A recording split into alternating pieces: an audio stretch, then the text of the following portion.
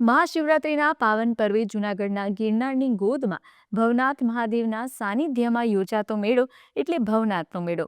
આ મેળો સાચા અર્થમાં ભક્તિ, ભજન અને ભોજનનો ત્રિવેણી સંગમ છે. ઠેર ઠેર ચાલતા અન્ન ક્ષેત્રોમાં મળતું ભોજન, રાત્રિના સમયે ગુંજતા ભજન અને સંતોની ગૂઢ ભક્તિ વાતાવરણને દિવ્ય બનાવે છે.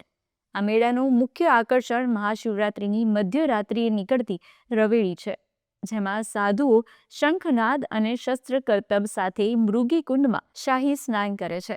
એવી લોકવાયકા છે કે આ કુંડમાં સ્નાન કરવા અશ્વત્થામા અને નવનાથ 84 સિદ્ધો પણ અદૃશ્ય સ્વરૂપે પધારે છે. આ વર્ષે 15 ફેબ્રુઆરીને રવિવારે સંન્યાસીઓની રવેડી અને ત્યારબાદ મૃગીકુંડમાં સ્નાન સાથે આ મેળો પૂર્ણ થશે. ભવનાથના આ મેળામાં હાલ મિની કુંભ જેવો માહોલ જોવા મળી રહ્યો છે. વહીવટી તંત્ર દ્વારા ગિરનાર દરવાજાથી તળેટી સ્થિત ભવનાથ મંદિર સુધીના માર્ગ પર વિવિધ સ્થળોએ વિસામાની પણ વ્યવસ્થા કરવામાં આવી છે. 4 કિલોમીટર સુધી પગપાળા યાત્રા કરીને ભવનાથ પહોંચવાનું હોય છે. આ વર્ષે કુલ 1200નું સંચાલન કરવામાં આવ્યું છે. દિવ્યાંગ અને સિનિયર સિટીઝન માટે ખાસ વ્હીલચેર અને ઓટો રિક્ષાની પણ સુવિધા કરવામાં આવી છે. પ્રથમ વખત મિની મહાકુંભમાં જે રોશનીનો શણગાર કરવામાં આવ્યો છે, તેનાથી મેળાનો એક અલગ જ માહોલ જોવા મળી રહ્યો છે.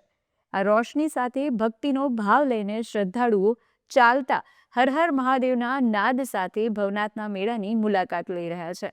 જો તમે પણ આ મેળાની મુલાકાત લીધી હોય તો અમને કમેન્ટ્સમાં જરૂરથી જણાવજો.